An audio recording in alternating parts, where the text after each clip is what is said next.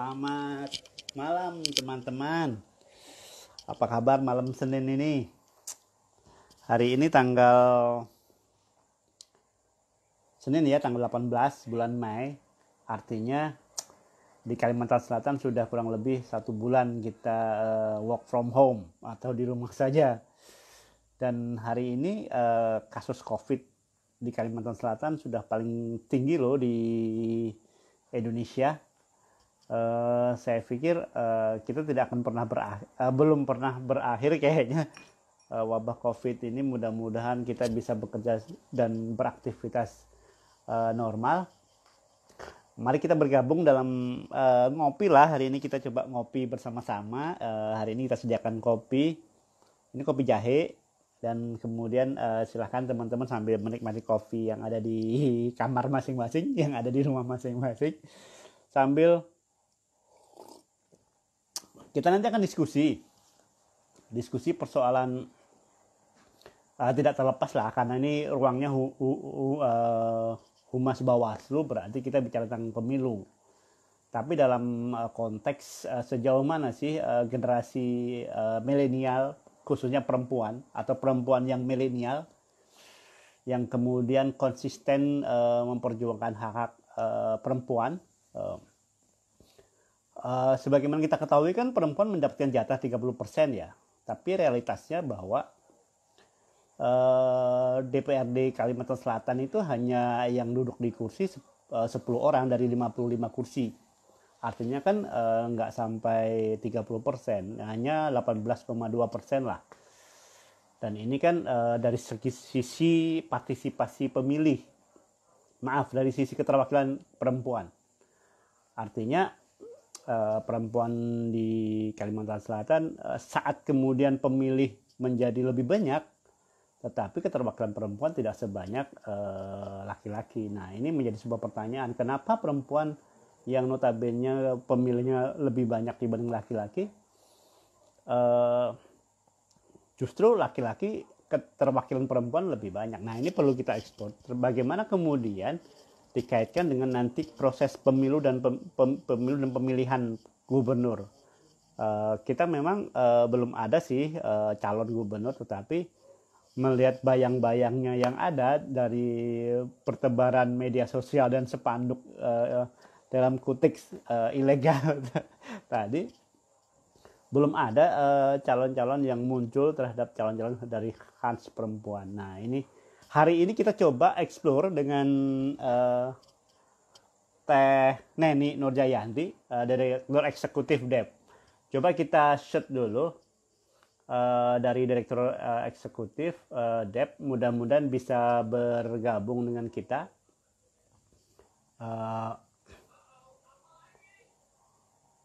Oke ya, coba kita langsung Teh Neni. Mudah-mudahan bisa bergabung dengan kita. Ini sesi yang ketiga sebenarnya teman-teman. Hai, Waalaikumsalam. Bang Majid, aku lagi di kafe nih, jadi kalau nanti ada suara-suara kendaraan mohon dimaklumi ya. Pas banget nih, memang kita diskusinya masalah kopi hari ini. Jadi suasana kita pas, jadi ngopi ya. Ngopi itu adalah ngobrol pemilu dan pemilihan gitu artinya. Betul. tapi ini sekalian promosi Bang Majid. Ini kebetulan ini kafeku kan. Nah, jadi gitu? Nanti kalau teman-teman mau berkunjung ke Tasikmalaya, jangan lupa mampir ke kafe. Kesamaan kafe ini. Kafenya kafe literasi. Oh, kafe literasi. Oh iya. Biasanya anak-anak aktivis yang lain punya kafe yang mirip, kayak di Kalsel ada kafe Bata Coffee gitu, yang itu yang sering kita ngisi materi juga sih di situ dengan teman-teman jaringan pelajar-pelajar itu. Di sini sering banyak mahasiswa-mahasiswa memang yang mengadakan kegiatan-kegiatan diskusi di sini. Itu ada katanya boleh tuh mampir nanti ke Tasik. Boleh, nanti mampir ya. Kontak saya aja. Baik. Ingat dicatat kafe literasi. Jadi memang kita sukanya juga hal-hal yang berbau kopi sih sebenarnya, sehingga diskusi kita nggak lepas dari hal yang ringan-ringan saja. Jadi live dari kafe literasi. Ya. Oke, gimana Bang Majid? Teh, ini tadi saya kasih prolog, teman-teman udah kasih pandangan bahwa di Kasel ini kan cewek perempuan itu kan pemilihnya paling banyak dibanding cowok, tetapi kondisi objektif perempuan yang duduk di kursi sampai 18,2%. Artinya cuma 10 dari 55 yang duduk di dewan. Nah, dari sisi itu belum memenuhi harapan ya? Ya, artinya perempuan kemana sih yang saat kemudian begitu banyak seharusnya kan pandangan saya kalau kemudian pemilih yang banyak perempuan, kenapa memilihnya yang duduk di kursi, itu yang pertama. Nantilah kita diskusi eksplor persoalan anak-anak generasi milenial dan pemilu lah. Silakan kita. Ya baik, kayaknya dari tadi saya cuap-cuap tapi belum mengucapkan salam ya Bang Haji. Ya. Baik, bismillahirrahmanirrahim. Assalamualaikum warahmatullahi wabarakatuh. Selamat malam Bapak Ibu, teman-teman sekalian yang generasi milenial. Salam sejahtera untuk kita semua. Terima kasih nih Bang Majid atas kesempatannya. Ini kesempatan pertama kali saya di Kalsel ya, di Bawaslu Kalsel, karena biasanya saya keliling di organisasi-organisasi kemahasiswaan. Sebelumnya izin perkenalkan diri dulu, Bang Majid. Tadi Bang Majid agak keliru ya baca nama saya gitu. Perkenalkan, saya Neni Nur Hayati, bukan Neni Nur Hidayati. Neni Nur Hayati. Kebetulan saat ini saya berkiprah di Demokrasi Electoral and Empowerment Partnership. Sama seperti NGO-NGO yang lain, DIP ini merupakan organisasi non-pemerintah dan non-profit ya, yang saat ini kita mencoba untuk concern melakukan kajian, kemudian advokasi, pemantauan pemilu, serta pendidikan pemilu. Nah tadi Bang Majid menyinggung persoalan keterlibatan kaum perempuan, khususnya dalam hal ini adalah perempuan milenial. Nah, kita boleh sambil ngopi kan ya? Boleh. Bang? Ya. Nah, santai aja kan? Santai aja. Karena kalau yang milenial tuh nggak suka yang tegang-tegang. Kalau misalnya tegang-tegang nanti khawatirnya seperti staf sus milenial presiden lagi. Nah, iya itu nggak selesai itu ketegangannya. Berbicara soal peran dan ruang partisipasi perempuan gitu ya dalam dunia kepemiluan khususnya, ini merupakan hal yang penting untuk perkembangan dan kemajuan demokrasi di Indonesia. Dan saya rasa perempuan, khususnya perempuan milenial, memiliki peran yang cukup signifikan ya dalam mengawal demokrasi di Indonesia ini. Kendati demikian, di negara berkembang Indonesia seperti saat ini, kita tahu bahwa persoalan partisipasi kaum perempuan menjadi hal yang sangat kompleks nih, Bang Majid. Makanya nanti kita urai satu persatu ya. Jadi ada persoalan mendasar yang dialami oleh kaum perempuan itu sendiri adalah kuatnya ketidakadilan gender dalam struktur dan budaya masyarakat Indonesia. Yang kemudian kita tahu bersama bahwa posisi kaum perempuan ini lemah dan kerap termarginalkan. Ini adalah fakta yang tidak bisa kita hindari, Bang Wajid. Nah, kemudian, tapi sebetulnya kan kita masing-masing diri dari kaum perempuan itu punya peran dalam politik ini. Setidaknya ada 4 hal, Bang Majid. Pertama adalah peran sebagai pertama adalah peran sebagai penyelenggara pemilu. Kita tahu ya bahwa ada KPU, Bawaslu, dan jajarannya ke bawah gitu ya, Bawaslu sampai pengawas TPS, kemudian KPU sampai KPPS, kemudian ada DKPP juga. Nah, kita tahu bahwa dari Bawaslu misalnya dari 5 komisioner ada 1 keterwakilan perempuan. Meskipun ini belum memenuhi harapan ya, karena tadi kalau Bang Majid pengennya 30% terus nih. Nah, ini KPU, Bawaslu, kemudian DKPP hanya 1 orang. Kalau di KPU kan sekarang belum ada lagi pengganti PAW ya, keterwakilan perempuan. Nah, mudah-mudahan nanti penggantinya juga perempuan lagi, amin. Iya, kayaknya perempuan deh kayaknya dari. Ya, kayaknya perempuan. Kalau dilihat dari urutan perempuan ya. Ya. Nah, betul. Nah, kemudian yang kedua sebagai pengurus partai politik. Nah, kalau sebagai pengurus partai politik ini memang ada amanahnya kan. Kita tahu bahwa regulasi ada keterwakilan, memperhatikan keterwakilan perempuan. Enggak sih kalau misalnya di tingkat pusat itu wajib ya ada keterwakilan 30%. Nah, ini yang jadi persoalan nih Bang Majid. Di provinsi dan kabupaten kota itu hanya sebatas memperhatikan keterwakilan perempuan 30, paling sedikit 30%. Tentunya ini menjadi catatan ya, dan otokritik kita sebetulnya Bang Majid. Karena seolah-olah kalau memperhatikan itu apa ya, diksinya itu boleh, melarang, kemudian seolah-olah kalau ada nggak masalah, kalau nggak ada pun kan nggak menjadi persoalan karena memperhatikan, bukan mewajibkan. Jadi sebetulnya saya tuh ingin ada apa ya? Ingin ada ketegasan dari regulasi gitu ya.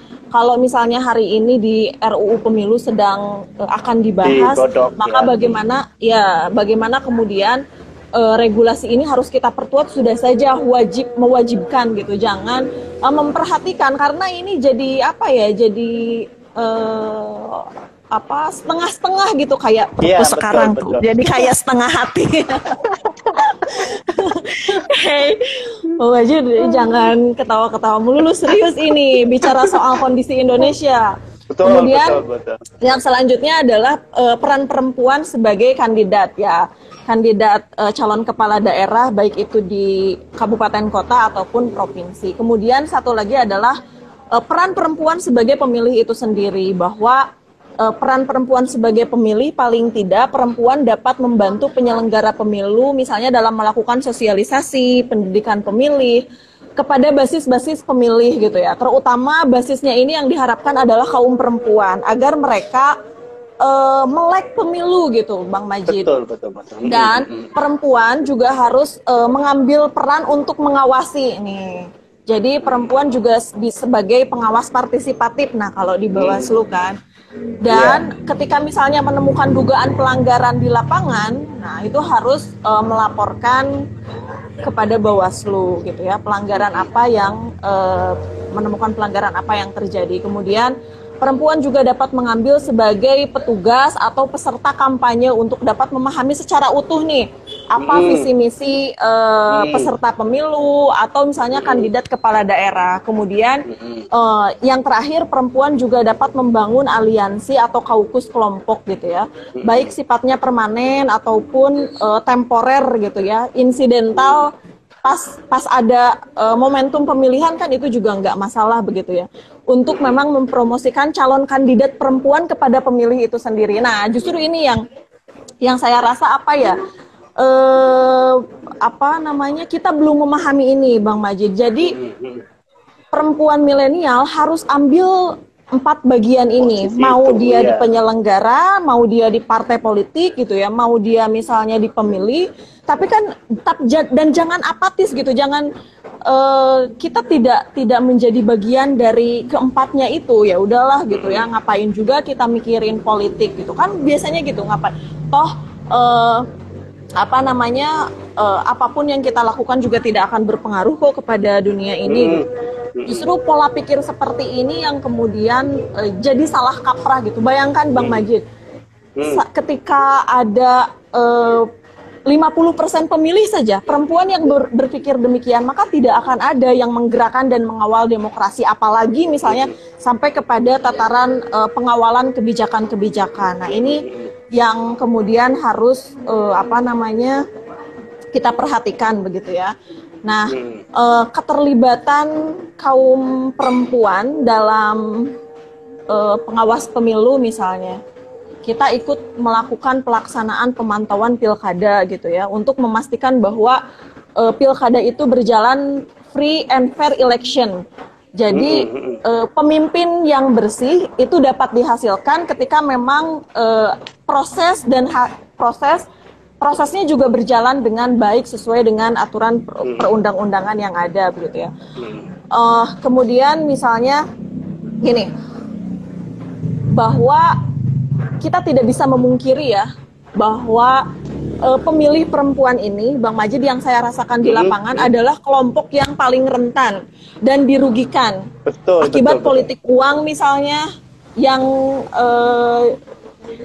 kerap kali sasaran oleh kandidat pasangan calon gitu ya, kemudian peserta pemilu itu pasti kepada kaum perempuan. Mereka seringkali dijadikan objek, termasuk misalnya saya ya,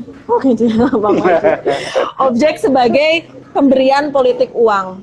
Selain memang karena posisinya bisa mendulang perolehan suara begitu ya, karena tadi kalau Bang Majid disampaikan bahwa pemilih perempuan ini banyak loh, 50% kalau dibandingkan dengan kaum laki-laki. Kenapa? Ya, kenapa ini rentan? Karena biasanya perempuan juga bungkam terhadap pelanggaran-pelanggaran yang terjadi. Kenapa bungkam? Karena memang mereka itu tidak tahu soal regulasi-regulasi aturan. Misalnya kalau yang menerima dan memberi itu adalah sanksinya sama-sama kena pidana. Iya, betul. Kemudian kan namanya perempuan-perempuan apalagi di pelosok daerah begitu ya. Mereka kan menerima saja. Mereka tidak tahu bahwa sembako itu termasuk dalam kategori materi lainnya. Dalam hal ini itu juga masuk dalam money politik tapi dalam bentuk materi lain gitu ya. Yang misalnya lebih dari 25.000 kan kalau di pemilu, kalau di pilkada. Nah, makanya mereka tuh nggak paham terhadap hal-hal ini. Nah, ini pernah terjadi Bang Majid. Jadi saya pernah saksikan gitu ya di pilkada 2017 lalu, Kota Tasikmalaya itu kan salah satu menjadi peserta yang ikut di perhelatan pilkada serentak 2017. Nah, pada saat itu ada salah seorang pasangan calon yang membagikan tabung gas. Tabung gas tuh yang 3 kilo. Nah, betul. Kemudian ada sembako gitu ya. Ada batik yang dibagikan oleh kandidat pasangan calon. Nah, sebagian besar penerimanya itu adalah kaum perempuan. Hingga akhirnya saya kasihan sekali ya, mereka itu harus berurusan dengan hukum, dengan Panwaslu setempat untuk dilakukan klarifikasi. Nah, meski memang kasus ini terhenti di Gakumdu gitu ya, karena lagi-lagi kelemahan regulasi kita gitu ya, sudah memenuhi syarat formil dan material terpenuhi di Bawaslu, tapi kalau masuk Gakumdu gimana Bang Majid? bisa dikocok-kocok sama kepolisian.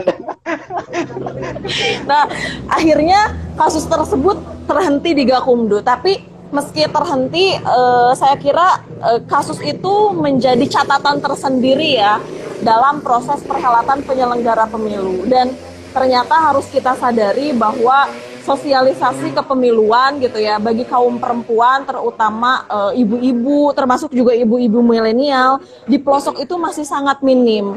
Jadi ya ini maksudnya nanti bisa juga kan inovasi gitu ya, baik itu oleh KPU ataupun Bawaslu ketika melakukan sosialisasi, bagaimana nih caranya agar bisa langsung menyentuh ke objeknya gitu, di pelosok-pelosok daerah gitu. Karena yang kerap saya lihat gitu ya, sosialisasi itu kan kita mengundang organisasi-organisasi perempuan ya. Saya pikir mereka tuh sebetulnya udah paham terhadap masalah ini. Justru yang ibu-ibu PKK itu kan mereka agak paham ya terhadap regulasi-regulasi kepemiluan. Justru yang kurang sosialisasi itu adalah di pelosok-pelosok daerah. Nah, justru ini nih yang bisa dijadikan sebagai untuk meraih kemenangan kandidat pasangan calon gitu ya. Dan ini posisinya bisa mendulang suara. Nah, jadi itu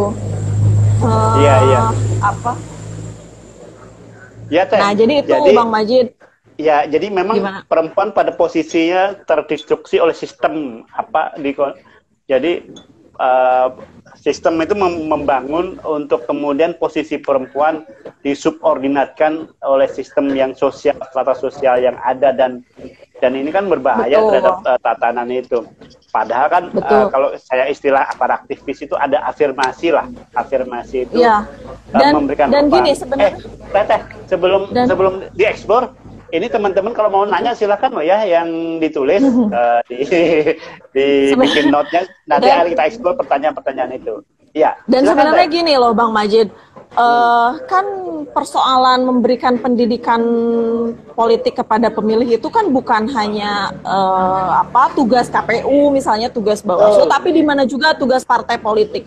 Selama ini justru ya yang saya lihat, kalau misalnya ada di tahapan kampanye, justru malah partai politik ini sibuk mensosialisasikan, mengkampanyekan para calonnya, padahal justru kan kampanye itu sendiri menyampaikan visi misi pendidikan politik kepada pemilih juga. Nah ini tuh substansi ini tuh nggak dapet gitu loh Bang Majid. Jadi hanya sebatas prosedural saja gitu, hanya ya udah kita mengadakan kampanye tertutup, tatap muka, dikumpulkan gitu ya. Kemudian dibagikan terakhir kadang ada yang diberikan amplop gitu ya sebagai transportasi atau bahan materi lainnya gitu ya. Nah ini kan sebenarnya problem gitu. Sementara justru mereka kan semestinya kampanye itu dijadikan sebagai untuk mengenal rekam jejak pasangan calon, untuk mengetahui nih apa visi misinya gitu. Dan sayang sekali kan kalau saya lihat gitu ya, seperti misalnya Pilkada 2018 dari ada kan calon terpilih gitu ya, 31 orang di Pilkada 2018 sebagai kepala daerah dan wakil kepala daerah. Namun sayangnya hanya 11 orang yang memang mencantumkan ada keterkaitan visi misinya itu antara wanita gitu ya, perempuan, kemudian kesetaraan gender. Nah ini yang lainnya kemana gitu. Jadi memang partai politik ini kok seakan-akan melihat perempuan itu gitu ya, kandidat pasangan calon perempuan itu bukan dari kapabilitas, melainkan elektabilitasnya gitu kan. Ini yang sesungguhnya jadi persoalannya memang kompleks gitu ya Bang Majid, menyangkut hal ini, dan saya kira ini jadi PR kita bersama gitu ya. Kalau dilihat juga hari ini ya Bang Majid, hasil pemilu 2019 itu keterpilihan kaum perempuan ini sebenarnya tinggi loh dibandingkan dengan pemilu-pemilu sebelumnya. Iya betul. Tapi coba sampai hari ini kita lihat, mereka itu tidak bisa menunjukkan kerja-kerja substantif gitu ya. Seperti misalnya Tri Risma hari ini. Seperti misalnya Tri Risma hari ini gitu. Bahkan ya seolah-olah gitu ya pemilihan. Seolah-olah gitu ya Bang Majid, pemilihan ini, pemilu ini, pilkada ini seolah-olah hanya mengantarkan kepala daerah untuk masuk ke gerbong KPK. Jadi salah dong.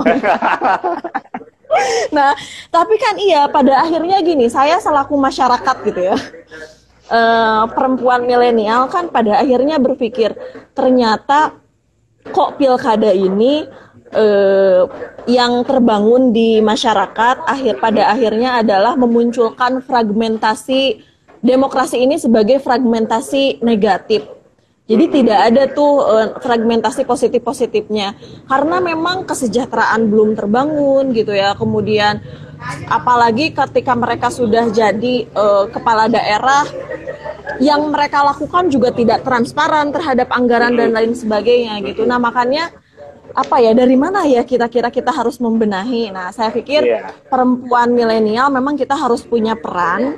Jangan jadi penonton saja, jangan jadi pensorak saja, tapi ambil bagian, meskipun posisinya. Itu hal yang kecil, seperti saya misalnya ya, itu hal yang kecil, tapi ya semoga kalau hal ini dilakukan secara kontinu, itu saya yakin lah, paling tidak orang terdekat kita, teman-teman kita perempuan yang sama-sama milenial, itu bisa tergerak dan melek politik gitu ya, melek pemilu, dan mereka 2024 nanti bisa menjadi pemilih yang cerdas. Amin ya robbal alamin. Ya, amin, amin.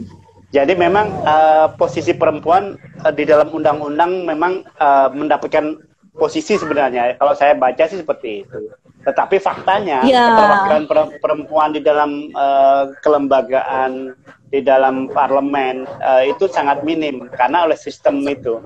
Betul.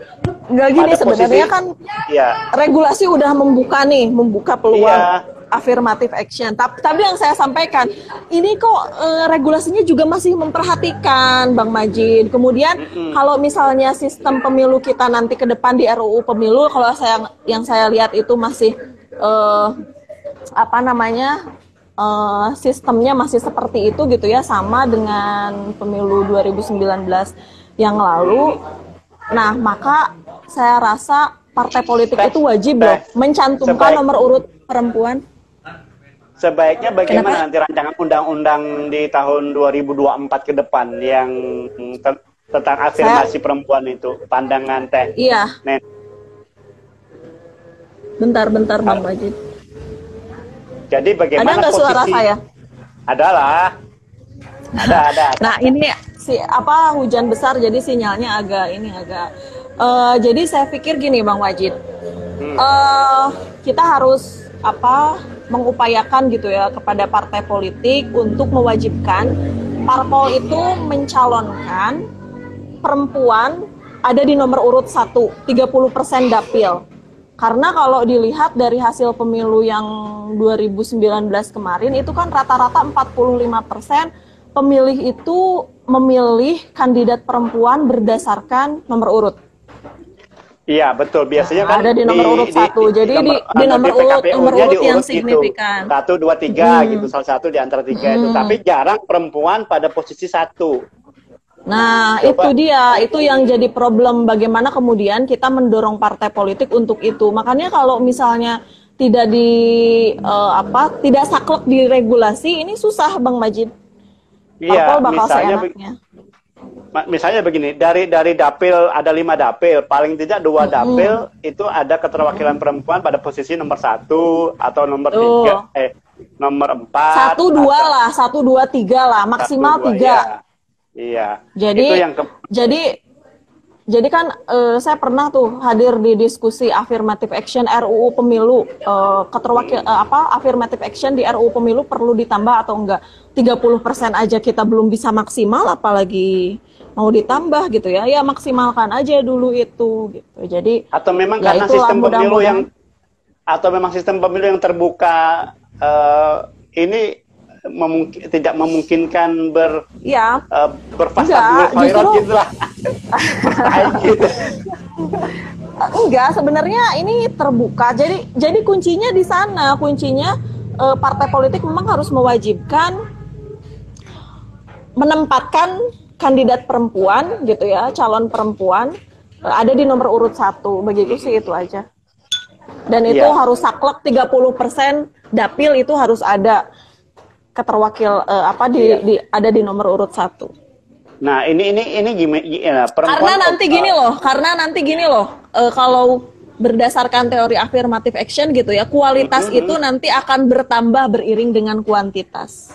Jadi semakin banyak yang ikut di dalam proses di dalam parlemen, nanti bisa sambil berjalan lah kita benahi sedikit-sedikit gitu kan, sampai akhirnya mencapai ekspektasi yang kita inginkan. Kadang-kadang kata-kata perempuan yang ada di kampung-kampung, saya tanya kenapa nggak memilih perempuan juga? Kerjanya selfie doang gitu. Nah, itu yang kemudian harus dibangun paradigma masyarakat itu. Tapi memang mungkin nyatanya mungkin memang nyatanya nggak ada visi misi yang bisa ditawarkan, ya mau gimana lagi. Coba kita bedah nanti pilkada Kalsel nanti kalau ada calon perempuan kita bedah visi misinya. Nah, itu harus kita explore nanti. Nah, kalau misalnya ada kelihatan kalau misalnya ada yang bagus, nah kita ikut kampanyekan. Jadi memang harus diberikan ruang perempuan terhadap ini, sehingga betul masyarakat jadi jangan gimana Teh? Ya, Iya, jadi memang apa kita harus punya. Ya, jadi itu ya persoalannya memang partai politik kan ada sih banyak sebenarnya perempuan yang punya kapasitas, kapabilitas, tapi kalau nggak punya uang susah juga.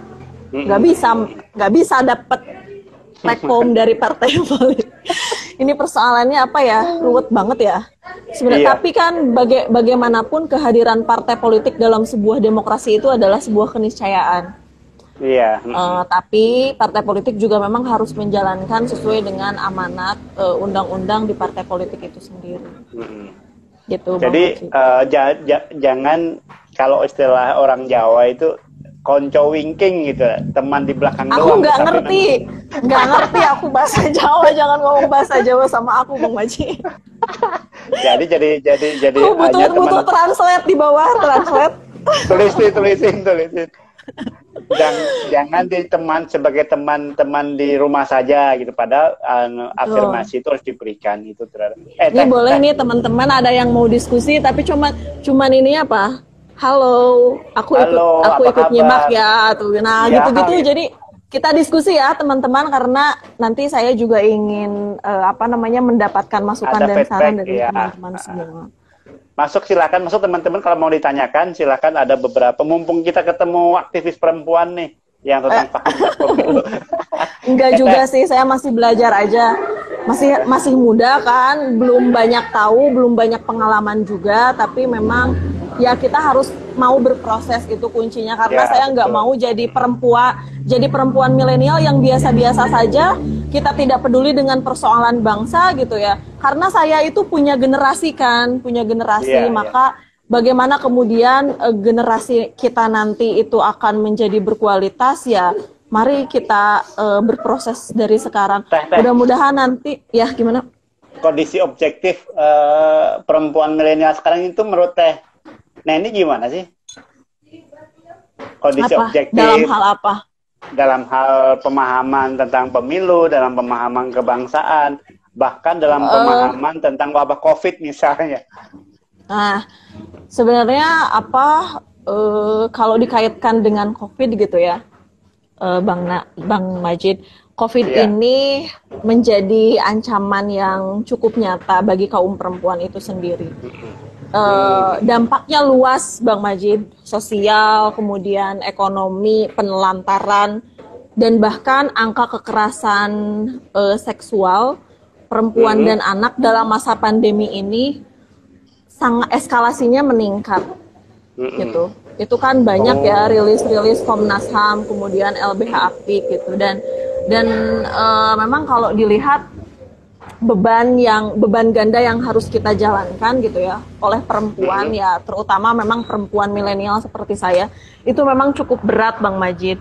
Mungkin kita patut bersyukur ya hari ini kita masih bisa seperti ini gitu ya, melakukan via daring, bisa mendampingi anak belajar. Saya tidak pernah membayangkan bagaimana mereka gitu ya, para medis perempuan yang hari ini ada di garda terdepan untuk menangani kasus COVID-19, dan itu banyak loh, Bang Majid.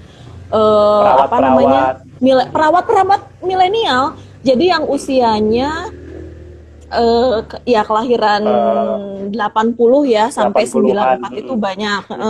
Seperti seusia saya tidak pernah membayangkan bagaimana kemudian nasib anak-anaknya gitu ya. Belum lagi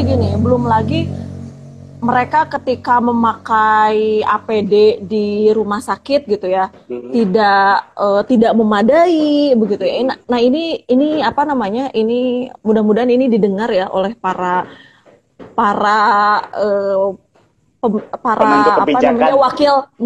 wakil rakyat yang hari ini duduk di parlemen, mau di tingkat manapun lah, di tingkat DPD, DPR RI, kemudian DPRD provinsi dan DPRD kabupaten kota. Ini sangat miris gitu ya.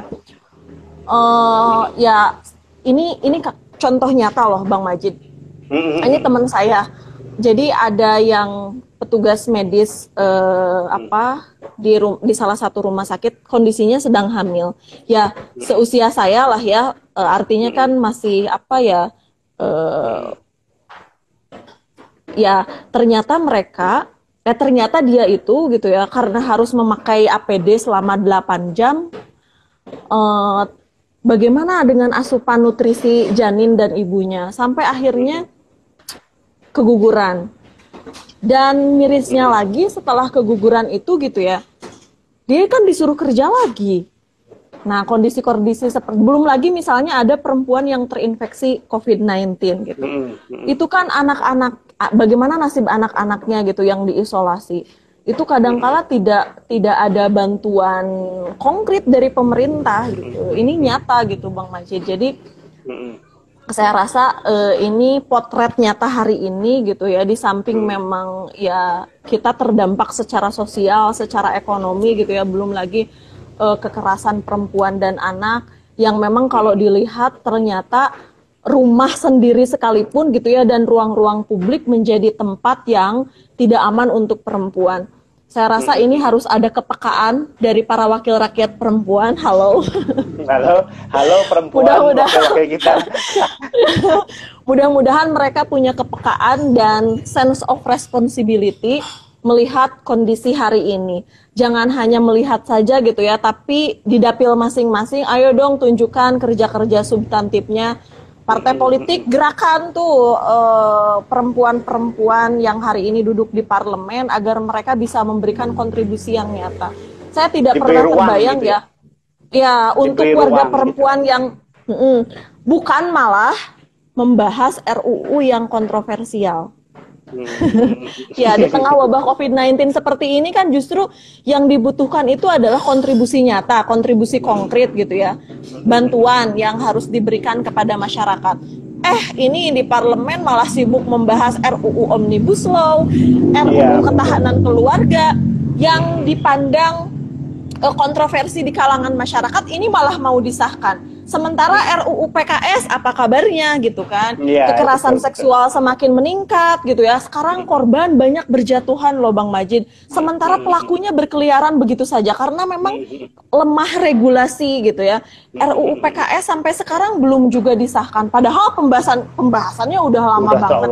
Ini ada apa ini gitu kan? Ini malah membahas RUU yang ya gitulah, yang kontroversial gitu ya, yang tidak substantif sekalipun gitu. Ini malah dilakukan pembahasan. Nah, ini jadi problem. Dan bagaimana kita gitu ya sebagai perempuan milenial ya terus bersuara, terus speak seperti ini, karena kalau nggak kayak gini gimana lagi gitu ya. Siapa yang memperjuangkan? Saya tuh kalau ya maksudnya meskipun memang mungkin nggak sih ya didengar. Tapi kalau nggak nulis ya diskusi-diskusi kayak begini untuk memperkuat lah sesama perempuan. Karena perempuan itu kan kalau tidak sama-sama menguatkan sesama perempuan sendiri, kalau tidak peka sesama perempuan sendiri ya mau sama siapa lagi? Nanti ajak Bang Majid ya, biar punya kepekaan juga. Iya, karena perempuan itu ingin dimengerti ya kan. Teh, ini ada pertanyaan dari Dirga Aditya Syam. Katanya, maaf saya mau tanya, jika bagi-bagi sembako termasuk money politik, apakah memberi bantuan seperti membangun pos kamling, gerobak, sampah di pelosok desa termasuk money politik juga? Dalam momentum apa dulu gitu? Rata-rata nih kandidat pasangan calon itu memanfaatkan peluang ya, memanfaatkan peluang yang ada.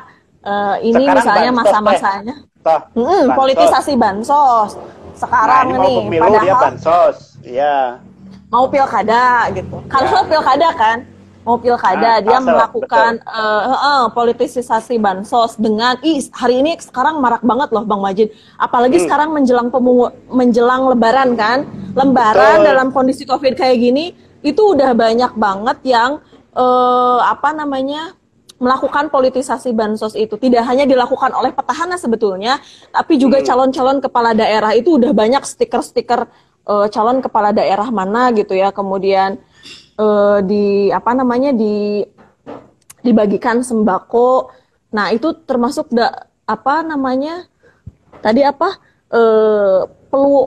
jadi ini memanfaatkan peluang yang ada gitu. Nah, kalau misalnya membangun pos tidak dalam kondisi yang pilkada misalnya atau pemilu, justru kan seharusnya memang gitu kan, kita juga punya aspirasi kan, punya banyak dana untuk perbaikan infrastruktur dan lain-lain. Tapi pertanyaannya kenapa selalu pas momentum pemilihan? Ada apa coba?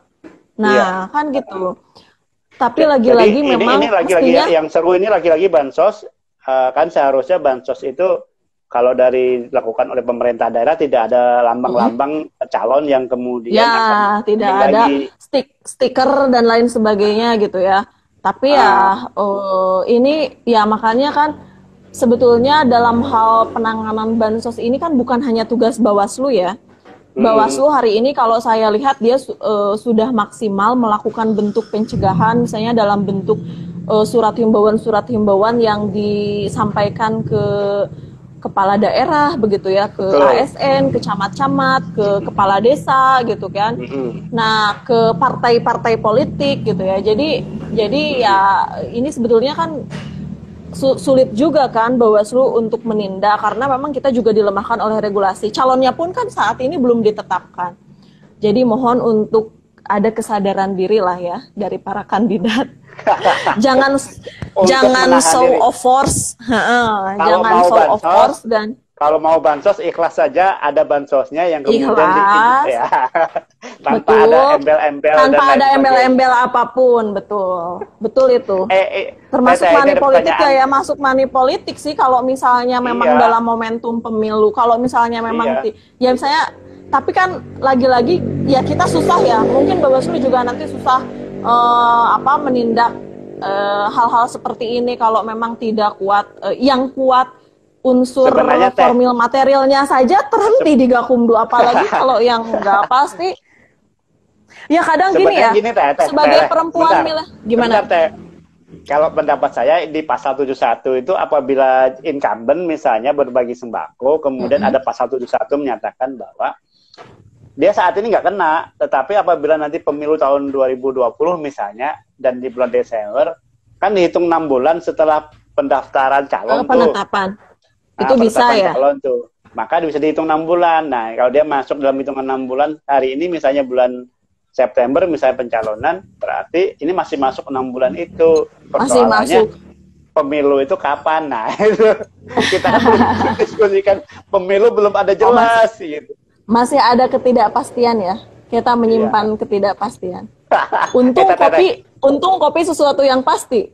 Iya, karena pasti untuk hanya diminum. kopi yang memahami perasaan kita. Teteh, ini ada pertanyaan teh. Ya. Dari UPI ya. Pernyataan lebih dari itu perempuan desa pada umumnya juga belum sepenuhnya memahami esensi demokrasi dan pentingnya. Tapi kok nggak ada di saya ya? Ada di saya. Oh, siap. Siap. Lalu yang kedua teh, ada yang pertanyaan nih teh dari Rabiatul Adawiyah 128. Izin tanya nih, sepertinya ya kakak katanya tadi untuk bisa menjadi calon di parpol harus ada uangnya. Bagaimana dengan perempuan yang berkualitas tapi tidak bisa masuk calon parpol karena hal tersebut? Nah itu dia problemnya. Makanya memang. Saya terusin ya pertanyaannya ya teh. Sudah jadi rahasia umum jika calon mengeluarkan banyak uang yang terpilih. Tentu gantinya juga akan lebih besar. Nah, apakah yang mesti dilakukan oleh calon yang low budget tersebut dari perempuan? Ini memang sulit ya. Iya. Ini memang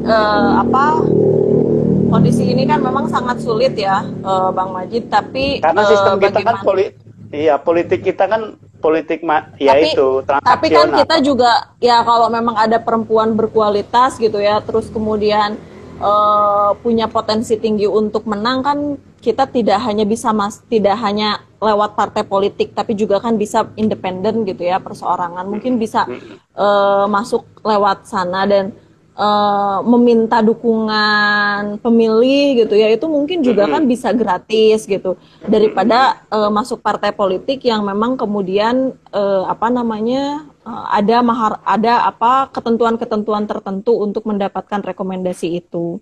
Nah, tapi saya kira mudah-mudahan gitu ya, saya sih selalu optimis ya, partai politik memiliki kesadaran akan hal ini gitu. Jadi kalau bicara politik ini kan bukan hanya sekedar kekuasaan semata, tapi ada yang jauh lebih penting dari itu adalah soal kesejahteraan rakyat gitu ya. Nah, maka kemudian calon-calon seperti Tri Risma hari ini memang harus diperbanyak, seperti Bu Hovifah gitu ya, yang sudah berhasil memimpin daerah-daerahnya. Meskipun memang saya lihat juga ada kekurangan, tapi saya katakan ini berhasil. Kalau melihat kepemimpinan perempuan gitu, dan mudah-mudahan ke depan gitu ya. Nah, makanya generasi Z sekarang, generasi milenial sekarang persiapkan diri dengan sebaik mungkin, karena 20 tahun kemudian, 30 tahun kemudian yang akan Posisi menggantikan itu, Bu ya. Hovifah, yang akan menggantikan posisi Tri Risma hari ini itu adalah kita. Teh Aku Neni. masuk nggak ya nanti? Nggak sih, saya masih belajar aja lah sama Bang Majid. Ya, Jadi mudah, sementara kalau melihat contoh Ibu Risma tidak semata-mata budgetnya terlalu besar gini, juga. betul. Iya, tapi gini loh, ya karena memang elektabilitasnya kan bagus. Nah, itu kan Bagus, yang dibutuhkan juga oleh, ya tapi Jadi kan kita memang nggak tahu juga harus- siapa, ada nggak cukong-cukong di belakangnya, kan kita juga nggak tahu. Mau alam ya betul. Tetapi kan kita harus membangun investasi sosial juga, Teh. Betul. Harus membangun itu, terus kemudian memang persiapannya juga kan ini prosesnya panjang ya.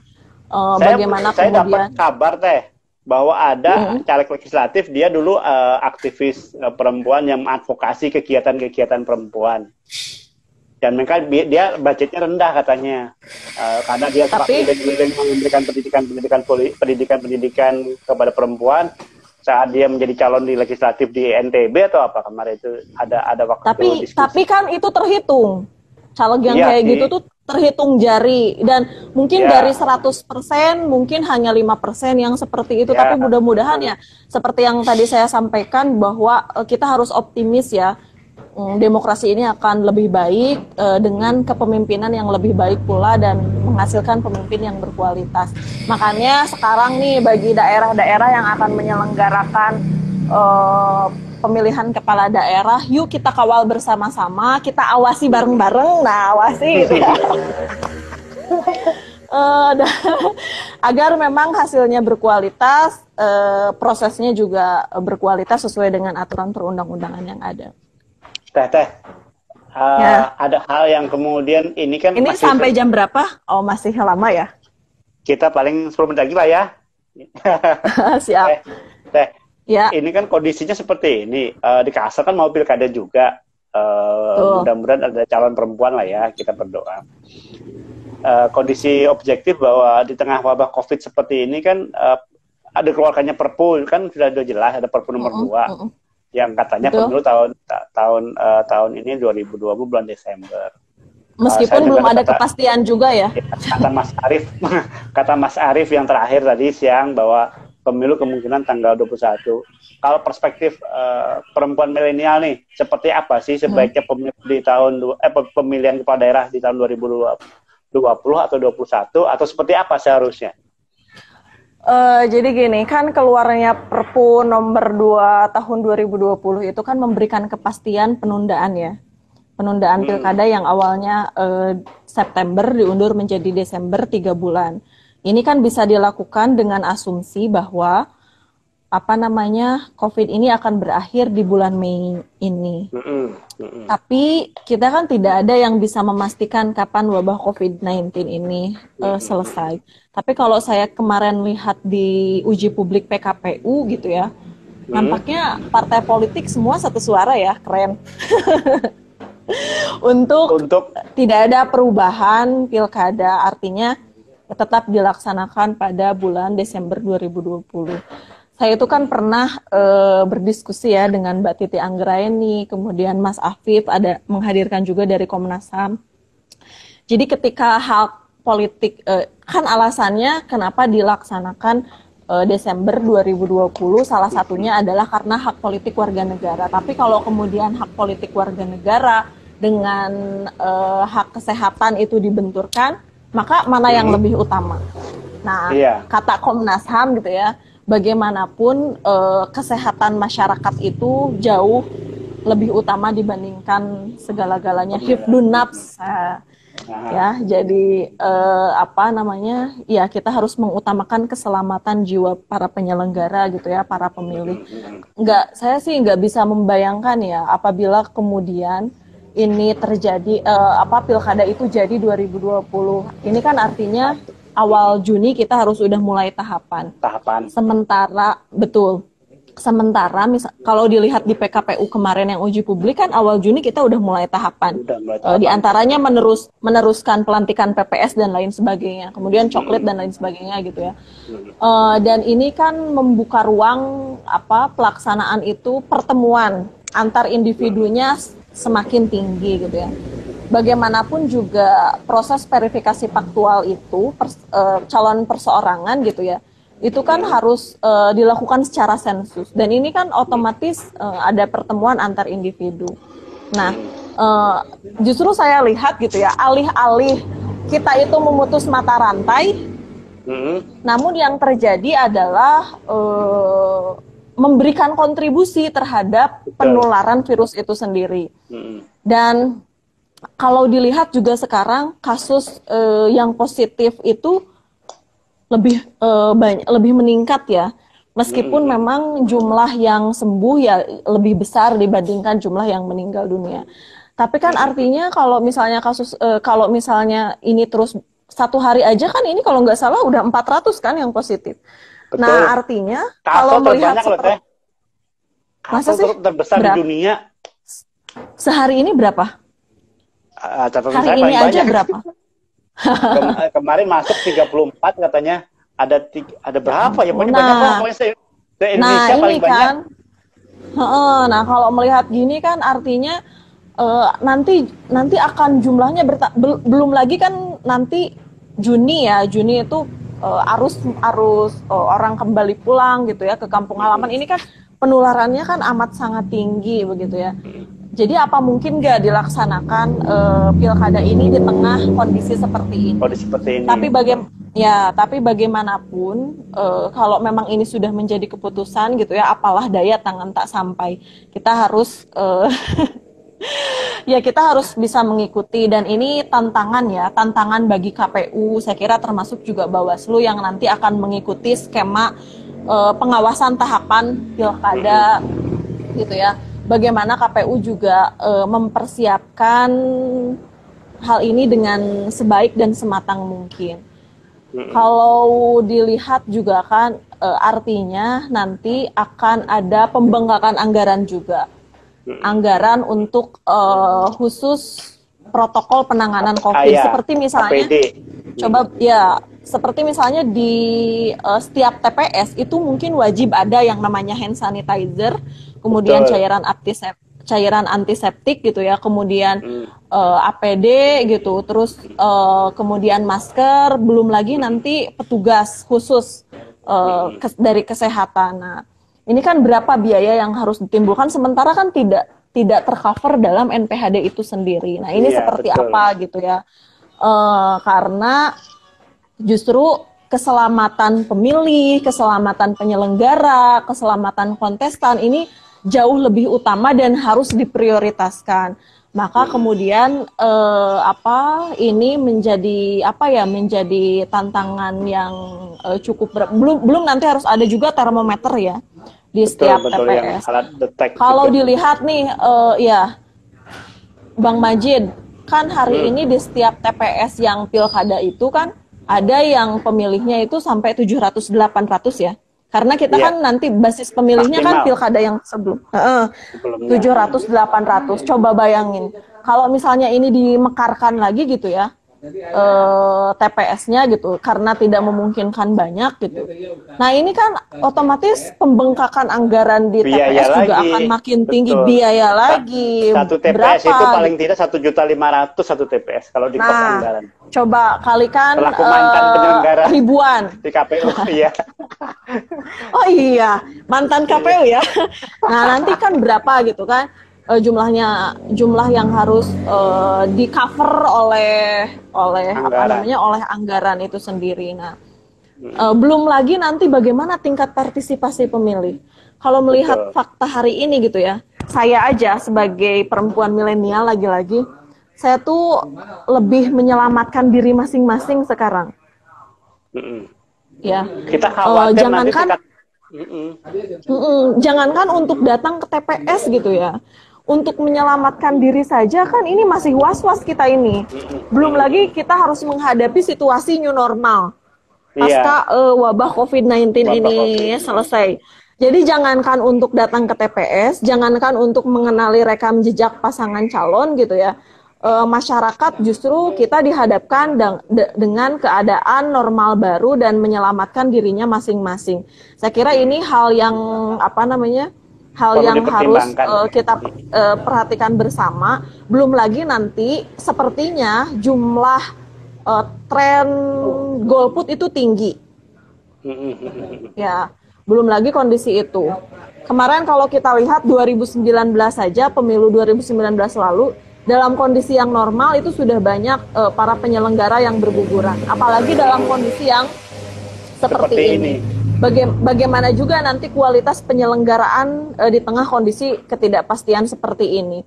Apakah pilkada nanti akan menghasilkan pemimpin yang berkualitas gitu ya, dengan proses dan hasil yang berkualitas juga, atau seperti apa? Nah, ini juga perlu kita perhatikan bersama-sama gitu ya, dipertimbangkan lagi. Kalau saya sih ya, bagaimanapun sebaiknya memang ditunda atau dilanjutkan pemilihan ini pasti mengandung resiko. Betul, ya, masing-masing kan ada resiko. Nah, kalau misalnya nanti dilanjut, yang paling kecil ya, Teh. Nah, resikonya yang paling minim apa gitu ya? Mestinya itu yang harus diperhatikan dan dipertimbangkan. Dan mestinya memang pemerintah gitu ya, kemudian DPR itu mestinya mempertimbangkan hal ini sejak awal.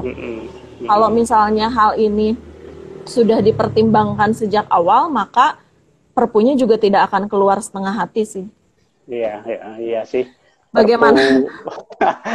Sekarang gini, Bang Najib, kalau misalnya pemilihannya ditunda begitu ya, nanti taruhlah 2021. Nah, nanti bagaimana ketika daerah itu dipimpin oleh pejabat definitif? Nah, ini juga kan problem ya. Karena bagaimanapun pejabat definitif itu wewenangnya kan tidak seluas dengan kepala daerah. Dan bagaimana juga pelayanan publik gitu ya.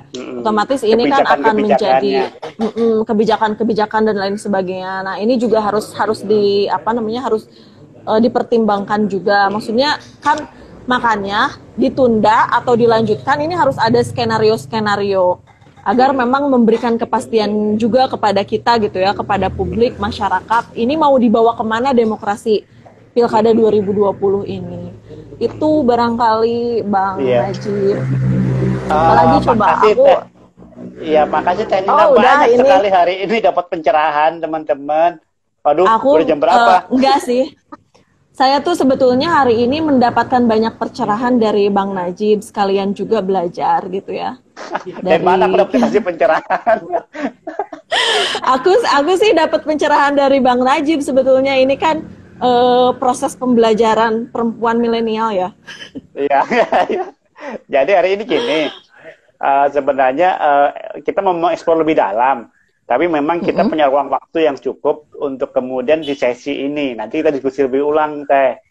Jadi nanti kita eksplor lagi tentang bagaimana memposisikan perempuan dari aspek yang lain dalam kepemiluan nanti. Tapi gini loh, ini terakhir ya. Bagaimana kemudian peran masyarakat di tengah wabah COVID-19 seperti ini. Pertama saya kira perlu ya. Tadi kalau soal politisasi bansos, artinya pemerintah gitu ya yang bertugas, misalnya dalam hal ini adalah gugus penanganan COVID-19, itu harus melakukan pemutakhiran data gitu ya, siapa sih sesungguhnya yang berhak menerima bansos itu, karena kan gini, diminta nih KTP, KK dan lain sebagainya, tapi bantuan tak kunjung datang juga, malah justru datang ke warga yang tidak diminta KTP dan KK-nya. Nah, ini kan jadi problem, artinya bansos di sini juga menjadi tidak tepat sasaran. Nah, saya rasa mutakhirkan data itu, siapa penerima bansos yang sesungguhnya, ini juga kan bisa dijadikan sebagai data awal dalam pemutakhiran data pemilih.